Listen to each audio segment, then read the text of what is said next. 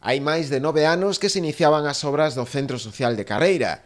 Dende aquela, unha serie de causas alleas á vontade do Concello foron provocando o retraso na execución do proxecto, que a día de hoxe continúa sen rematar.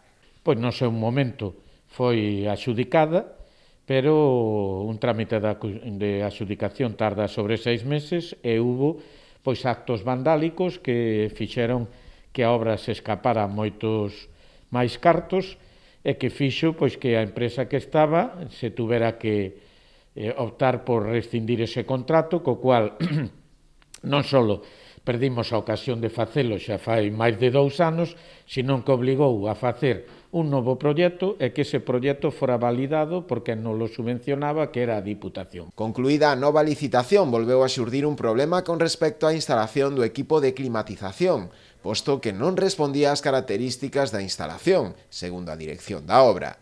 Un novo atranco que supuxo a suspensión temporal dos traballos, pero que, segundo o alcalde, xa foi solucionado, polo que as obras se retomarán con normalidade e estarán rematadas en 3 meses. Se volve a licitar a obra e o gana outra empresa que na primeira das súas actuacións era poñer o equipo de climatización. A dirección de obra dixo que ese equipo de climatización non respondía ás características da obra, polo cual a empresa pideu o que se chama un expediente contradictorio para ver se realmente quen das dúas partes, pois en este caso, tiña razón. Eso leva a suspensión no seu momento de que foi as obras.